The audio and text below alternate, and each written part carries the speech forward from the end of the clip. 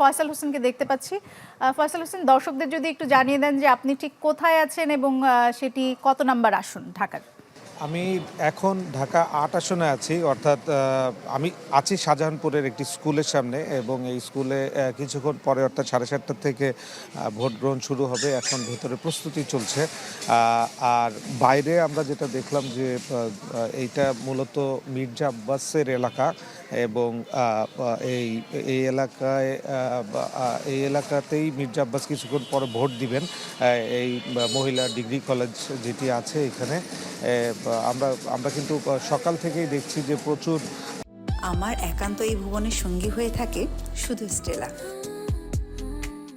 নেতাকর্মীদের ভিড়। এটা শুধুমাত্র যে মির্জা আব্বাসের কর্মী তা না, আমরা এখানে শাপলাকুলির যে নাসিরউদ্দিন পাটোয়ারির যে মার্কা শাপলাকুলি, সেই শাপলাকুলিরও কিন্তু অনেক কর্মীদের দেখেছি যারা এখানে এসেছেন এবং তারা স্বতঃস্ফূর্তভাবে এখানে এসেছেন এবং তারা যেটা বলছেন যে যারা সাধারণ ভোটার আছেন তাদের সহায়তার জন্য এখানে বুথ রাখা হয়েছে এবং এই বুথে কিন্তু তারা যারা এখানকার ভোটার আছে তাদের সহায়তা করবেন এবং এই জন্যই তারা এসেছেন। এবং ভেতরে যদি আসলে যেহেতু এখনও ভোট গ্রহণ শুরু হয়নি, তো কিছুক্ষণের মধ্যেই ভোট গ্রহণ শুরু হবে। ভেতরে প্রস্তুতি চলছে, আপনারা দেখতে পাচ্ছেন আনসার ভিডিপি সদস্যরা দায়িত্ব পালন করছেন এবং এখানে যারা পুলিশ অফিসার আছে তারা দায়িত্ব পালন করছেন। মূলত ভেতরে এখনও প্রস্তুতি চলছে, যেহেতু কিছুক্ষণ পর থেকেই 7:30 থেকে ভোট গ্রহণ শুরু হবে। তো এখন পর্যন্ত প্রস্তুতির কাজগুলো সম্পূর্ণ করা হচ্ছে আর কি। আর এই যে ঢাকা ৮ আসন, এই ঢাকা ৮ আসনে কিন্তু শক্ত প্রতিদ্বন্দ্বী যদি বলি তাহলে সেই শক্ত প্রতিদ্বন্দ্বী কিন্তু নাসিরউদ্দিন পাটোয়ারি এবং মির্জা আব্বাস। নাসিরউদ্দিন পাটোয়ারি শাপলাকলি থেকে লড়ছেন, অর্থাৎ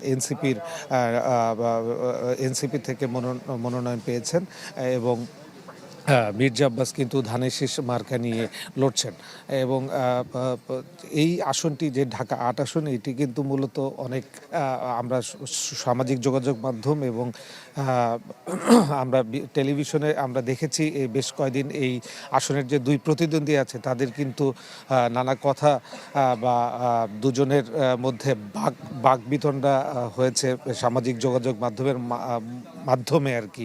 তো ধারণা করা হচ্ছে এই আসনটিতে হয়তো একটি চমৎকার বা জমজমাট নির্বাচন হবে এবং ভোটাররা কাকে ভোট দিবে বা কে জয়লাভ করবে এই আসন থেকে, এটি কিন্তু এখন পর্যন্ত ধারণা পাওয়া যাচ্ছে না। দুজনেই শক্ত প্রার্থী, দুজনেই আসলে জেতার জন্য আগ্রহী।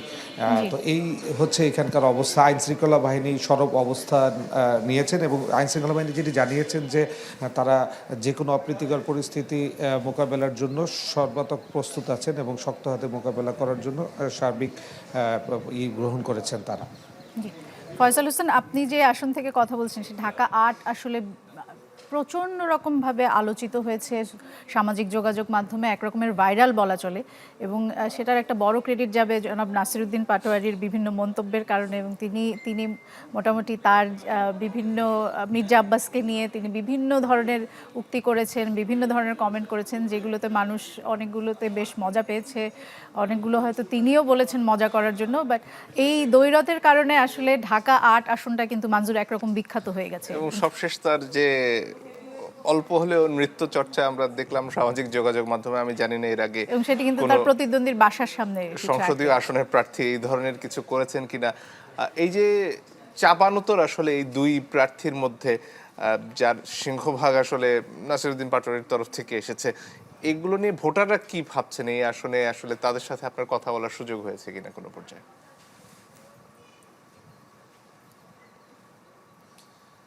আমি সেটাই কিছুক্ষণ আগে বলছিলাম যে আসলে এই আসনটিতে নাসিরউদ্দিন পাটোয়ারি প্রথম নির্বাচন করলেও এই আসনটিতে কিন্তু মির্জা আব্বাস অনেকবার নির্বাচন করেছে। তো সেই হিসাবে মির্জা আব্বাসের অনেক বেশি মানে এগিয়ে থাকার কথা। তবে এইখানকার যারা ভোটার তাদের সাথে কথা বলে যেটা মনে হচ্ছে মিশ্র প্রতিক্রিয়া।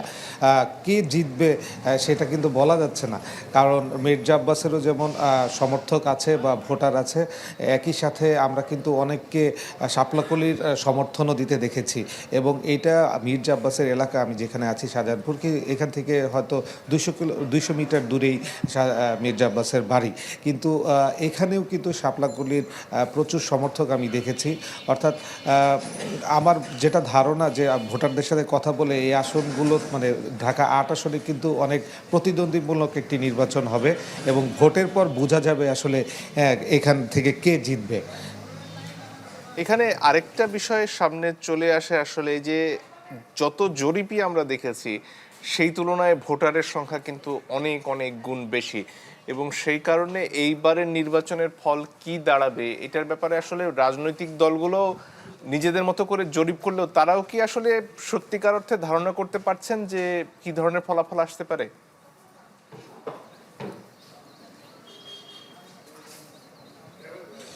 আমার মনে হয় রাজনৈতিক দলগুলো এখন পর্যন্ত ধারণা করতে পারছেন না। কারণ হচ্ছে আমরা কিন্তু দীর্ঘ একটি সময় আমরা দেখেছি ভোট গ্রহণ হয়েছে, যে নির্বাচনগুলি হয়েছে লাস্ট 3টা নির্বাচন, সেই নির্বাচনে সাধারণ মানুষের ওই রকম আগ্রহ ছিল না ভোট দেওয়ার জন্য।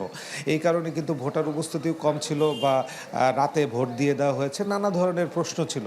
তো ভোটের উপরে মানুষের কিন্তু একেবারেই বিতৃষ্ণা চলে এসেছিল, যেটির কারণে আসলে এইবারের ভোটে কি পরিমাণ মানুষ আসলে অংশগ্রহণ করবে সেটা কিন্তু সময় গড়ালে বোঝা যাবে। তো ধারণা করা হচ্ছে মানুষের মধ্যে একটা উৎসবের আমেজ আমি দেখেছি এই গতকাল থেকে। তো ধারণা করা হচ্ছে হয়তো ভোটার উপস্থিতি বাড়বে এবং ভোটার উপস্থিতি বাড়লেই কিন্তু অনেক প্রতিদ্বন্দ্বিতামূলক এবং জমজমাট একটি ইলেকশন হবে। আরেকটি বিষয় আপনাকে জানিয়ে রেখে, এবার কিন্তু প্রচুর তরুণ ভোটার আছে এবং এই তরুণ ভোটাররা কিন্তু এবার ভোট দিবেন বলে আশা করা যাচ্ছে। তো তরুণ ভোটাররা ভোটটা আসলে কোন দিকে যাবে এটাও একটা ব্যাপার। আগে সবসময় একটি নির্বাচনের আগে বলা হতো যে বিএনপি এত % ভোট বা আওয়ামী লীগ এত % ভোট, জামাত ইসলাম এত % ভোট, এটা একটা ধারণা পাওয়া যেত। কিন্তু যেহেতু এবার অনেক বেশি ভোটার নতুন করে যুক্ত হয়েছে এবং এই যে আমি যে 8 আসনে আছি এইখানেও সারা বাংলাদেশ থেকে অনেক ভোটার মাইগ্রেন্ট হয়ে এসেছে। আমি যেটা জেনেছি যে প্রায় 40,000 ভোটার এখানে মাইগ্রেন্ট হয়ে এসেছে। তো তাদের কারণে বা নতুন ভোটারের কারণে কিন্তু আসলে ধারণা করা যাচ্ছে না যে ভোট আসলে কোন দিকে যাবে বা কে বেশি ভোট পাবে। আবার নতুন একটি রাজনৈতিক দল এনসিপি, তারা এবার নির্বাচনে অংশগ্রহণ করেছে। কি 2 বছর আগে তারা জুলাইয়ের তাদের একটি বড় ভূমিকা ছিল স্বৈর সরকারকে পতনের ক্ষেত্রে। তো তাদেরও একটি বড় ভূমিকা আছে, তাদেরও দেশের জন্য নতুন করে তারা একটি অবদান রেখেছে। তো সেই স্বীকৃতি হিসেবেও হয়তো তাদের অনেক মানুষ ভোট দিতে পারে। তো আসলে এটা বোঝা যাচ্ছে না মঞ্জুর যে কোন দিকে যাচ্ছে, রেজাল্ট কি হবে বা কাদের ভোটের পাল্লাটা ভারী হবে। এটা হয়তো আজকে রাত্রে ভোট শেষ হলে গণনার পর বোঝা যাবে। তারপর আরেকটি ব্যাপার হচ্ছে এবার হ্যানা ভোটের একটি ব্যাপার আছে। তো হ্যানা ভোটের ক্ষেত্রেও সাধারণ মানুষ অনেক কনফিউজ যে আসলে হ্যাঁ দিলে কি হবে, না দিলে কি হবে। তো সব কিছু মিলিয়ে বোঝা যাবে হয়তো ভোট শেষে গণনার পরে যে কোন দিকে পাল্লা ভারী হয়। জি, ফয়সাল, আপনি আজকে নিশ্চয়ই সারাদিনই ঢাকা 8-এ বা আশেপাশের আসনগুলোতে হয়তো